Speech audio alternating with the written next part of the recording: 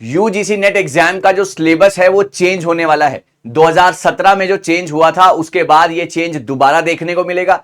क्या होगा ये सारा का सारा माजरा? क्या बच्चों ने जो मेहनत की है, जो इतना जबरदस्त तरीके से पढ़ाई की है, क्या वो सब बेकार चली जाएगी? नई शिक्षा नीति जो कि एनईपी 2020 है, उसके तहत क्या अब सिलेबस में बहुत मेजर चेंजेस होने वाले हैं? क्या है ये पूरा का पूरा माजरा, हम सब कुछ यहां पर डिस्कस करने वाले हैं। तो जितने भी बच्चे अगर इस बात से परेशान हैं या आहत हैं या उनके मन में कोई एंजाइटी है, तो वो सभी सवालों के जवाब आपको यहां पर मिलने वाले हैं। सो नमस्कार गाइस, आज मैं निशांत कपूर एक बार फिर से आपका स्वागत करता हूं आपके अपने पीडब्ल्यू यूजीसी नेट में, और हम यहां पर डिस्कस करेंगे कि क्या सिलेबस में बदलाव होगा, और अगर बदलाव होगा तो वहां पर बच्चों को कितना इससे नुकसान होगा या कितना फायदा होगा, और अगर बदलाव नहीं हो रहा तो ये बार बार ये चर्चा क्यों चलती है। जब भी एग्जाम आने वाला होता है हम ये बात जून 2024 से देख रहे हैं कि अब सिलेबस चेंज होगा, फिर हम दिसंबर में आ गए कि अब सिलेबस चेंज होगा, लेकिन कोई सिलेबस चेंज होता हुआ नहीं दिखाई दिया है हमें एनटीए की तरफ से या जो सरकार है उनकी तरफ से। अब जो है हम जून 2025 की तरफ बढ़ रहे हैं और अभी भी जो है वही कयास लगाए जा रहे हैं कि क्या सिलेबस बदलेगा या नहीं। तो यहां पर जो है हम डिस्कशन करेंगे इसके ऊपर, सिलेबस बदलेगा या पैटर्न बदलेगा, है ना। एक यहां पर बात आती है कि सिलेबस का बदल जाना। अगर सिलेबस बदलना होता, अगर सिलेबस में कोई बदलाव आने होते तो उसको हम डिस्कस करते, है ना, उसके बारे में बातचीत होती और काफी समय से वो बातचीत चल रही होती। लेकिन अभी तक ऐसा कोई भी चीज देखने को नहीं मिली है कि सिलेबस में कोई भी चेंज नहीं होने वाला है।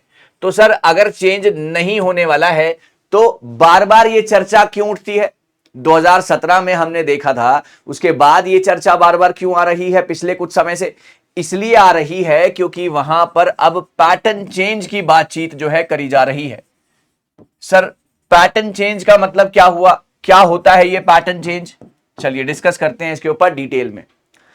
पैटर्न चेंज का मतलब ये हुआ माय डियर स्टूडेंट्स कि बच्चों ने, जैसे कि फॉर एग्जांपल अगर मैं बात करता हूं टीचिंग एप्टीट्यूड की, चलिए सबसे पहले अगर मैं बात करता हूं टीचिंग एप्टीट्यूड की, ठीक है ना, टीचिंग एप्टीट्यूड की अगर मैं बात करूंगा तो वहां पर जो सिलेबस है वो आपको बहुत ही ज्यादा पॉइंटर्स में दिया हुआ है, 3-4 पॉइंटर्स में दिया हुआ है कि ये आप पढ़ लीजिए, ये आपके सिलेबस का पार्ट है। करेक्ट, ये आपके सिलेबस का पार्ट है। लेकिन जब आप पढ़ने जाते हैं तो क्या सिर्फ वहीं से सवाल देखने को मिलते हैं? जी नहीं, सिलेबस में सवाल वहां से देखने को नहीं मिलते हैं।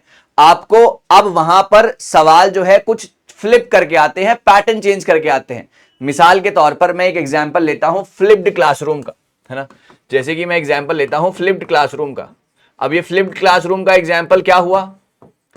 फ्लिप्ड क्लासरूम का एग्जांपल या इसका मतलब क्या हुआ? इसका मतलब ये हुआ कि नॉर्मली क्या होता है कि ना, बच्चे जो हैं क्लास में आकर पढ़ते हैं, घर पे जाकर होमवर्क करते हैं। लेकिन फ्लिप्ड क्लासरूम ये कहता है कि आप घर से पढ़कर आइए, घर से पढ़कर आइए और क्लास में आप अपने डाउट्स पूछिए या आप डिस्कशन कीजिए। राइट, यही होता है फ्लिप्ड क्लासरूम, मतलब चेंज कर दिया क्लासरूम का पैटर्न। अब ये सवाल आपको घुमाकर पेपर में दिया जाएगा। अगर एक बच्चा घर से कंसेप्ट को पढ़कर आता है और क्लास में आकर डाउट्स पूछता है या डिस्कशन करता है तो इस प्रोसेस को क्या बोला जाता है? फ्लिप्ड क्लासरूम बोला जाता है। तो इसको कहते हैं पैटर्न चेंज का होना। आई होप आप मेरी बात समझ रहे हैं। वो कौन सा प्रोसेस है, ध्यान से सुनिएगा, है ना। एक और कहते हैं वो कौन सा प्रोसेस है जहां पर हाईवे के आसपास ट्रीज लगा दिए जाते हैं, ताकि जो है कौन सा पॉल्यूशन को कर्ब करने की बात यहां पर की जा रही है, ताकि जो आसपास की लोकेलिटी है उसको दिक्कत ना हो। तो ये प्रोसेस का नाम क्या होता है? नॉइस पोल्यूशन को कर्ब करने के लिए जो हम ट्रीज लगाते हैं हाईवे के अगल बगल में, ताकि लोगों को परेशानी ना हो उस शोर से, तो इस प्रोसेस को क्या कहते हैं? इस प्रोसेस को कहा जाता है ग्रीन मफलर। समझ रहे हो आप मेरी बात? इस प्रोसेस को कहा जाता है ग्रीन मफलर। तो इस तरीके से चीजें जो है आपने बहुत अच्छे तरीके से रीड आउट करनी है। कंसेप्चुअल अंडरस्टैंडिंग का होना बहुत ज्यादा यहां पर जरूरी बन जाता है। अगर मैं बात करता हूं यहां पर कम्युनिकेशन की, है ना, अगर मैं बात करता हूं यहां पर कम्युनिकेशन की, तो कम्युनिकेशन में आपको बैरियर्स को बहुत ज्यादा ध्यान से देखना है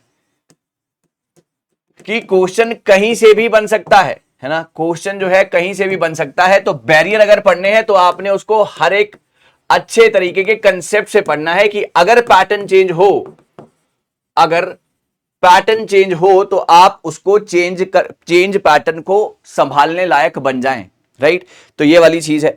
अगर मैं बात करता हूं आपके रिसर्च एप्टीट्यूड्स की, अगर मैं बात करूं आपके रिसर्च एप्टीट्यूड की, रिसर्च एप्टीट्यूड में अगर मैं बात करूंगा तो आपका प्लगैरिज्म है ना, आपका प्लगैरिज्म बहुत ज्यादा देखा जाता है और आपकी लेवल ऑफ सिमिलैरिटी के सवाल जो है ज्यादा पूछे जा रहे हैं। ऑल्दो ये आपके सिलेबस में उतने डिटेल में मेंशन नहीं है, लेकिन आपको इसको बहुत थरली पढ़ना पड़ेगा क्योंकि ये कुछ फेवरेट टॉपिक्स बने हुए हैं एनटीए की अगर मैं बात करता हूं, है ना। तो आप समझ रहे हो ना, it's not about syllabus change, it's about pattern change. वही अगर मैं बात करूंगा हायर एजुकेशन की, अगर मैं बात करूं हायर एजुकेशन की, सो हायर एजुकेशन में क्या है, पहले इतना ज्यादा नहीं पूछा जाता था, लेकिन अब आपसे 5 ईयर प्लान्स बहुत ज्यादा पूछे जा रहे हैं। एनईपी कहीं ना कहीं से घूम फिर कर आ ही जाएगा पेपर में, क्योंकि बहुत सारी चीजें यहां पर हुई हैं। एनईपी से रिगार्डिंग कमीशंस बहुत ज्यादा पूछे जा रहे हैं, है ना। इसके अलावा अगर पैटर्न चेंज की बात करते हैं तो एक और चीज हमको बहुत ज्यादा देखने को मिली है, वो है क्रोनोलॉजी। क्रोनोलॉजी के सवाल की कौन कब आया था, क्या डेट थी। और अगला जो एक और चीज देखने को मिली है गाइज, वो है आपकी मैच द फॉलोइंग, वो है आपका मैच द फॉलोइंग। तो इस तरीके से अगर आप चीजों को पढ़ेंगे तो आपको सिलेबस चेंज की चिंता जो है वो नहीं रहेगी। मैं फिर से दोहराऊंगा अपनी बात को, it's not about syllabus change, it's about the pattern change. अब पैटर्न चेंज पर एक और बात मुझे यहां पर याद आई, अगर मैं बात करूं रीडिंग कॉम्प्रीहेंशन की, अगर मैं बात करता हूं रीडिंग कॉम्प्रीहेंशन की, तो पहले क्या होता था, पेपर 1 में ही आपको एक आरसी देखने को मिलती थी, अनसीन पैसेज, पेपर 1 में। लेकिन अब वो चीज आपको कहीं ना कहीं पेपर 2 में भी दिखाई देने लगी है। तो इसको आप सिलेबस चेंज का पार्ट नहीं बोलेंगे बच्चों, इसको आप पैटर्न चेंज का पार्ट बोलेंगे, राइट। तो इन सभी चीजों के साथ साथ अगर हम आगे बढ़ेंगे, अगर हम ये सारी चीजें ध्यान में रखेंगे तो हम बहुत आराम से अपना जो है एग्जाम को क्रैक करके ले जाएंगे। तो मैं फिर से दोहराऊंगा कि it's not about syllabus change, it's about the pattern change. So अब उसके लिए आपको क्या करना है बच्चों, पैटर्न चेंज के लिए इन सभी चीजों से जो है पार पाने के लिए आपने क्या करना है, आपने मेरी क्लासेस का हिस्सा बनना है। पेपर 1 के लिए with due respect to other faculty also, उनकी क्लासेस होती हैं दूसरे दिनों पर, मेरी क्लासेस होती हैं हर ट्यूसडे, हर थर्सडे, हर सैटरडे दोपहर को 2 बजे। और यहां पर हम कराते हैं आपके साथ higher education, ICT, people environment, maths, reasoning और डीआई के शानदार से सेशंस, जो कि आपको बहुत ज्यादा हेल्प करेंगे। आईसीटी का आजकल नंबर सिस्टम बहुत ज्यादा चर्चा में है ना, तो इसको ध्यान देना है। तो ये सारी की सारी चीजें हैं जो कि आपके बहुत ज्यादा काम आने वाली हैं। तो इन सब चीजों का ध्यान रखिएगा, हमारे साथ इसी तरीके से जुड़े रहिएगा। आपका जो भी डाउट हो रिगार्डिंग सिलेबस चेंज, वो आप कमेंट सेक्शन में जरूर लिखें। मैं ऐसे ही आगे कुछ नया, कुछ बेहतरीन आपके लिए लाता रहूंगा। कोई भी डाउट, कोई भी परेशानी, always welcome. Thank you so very much guys, all the very best.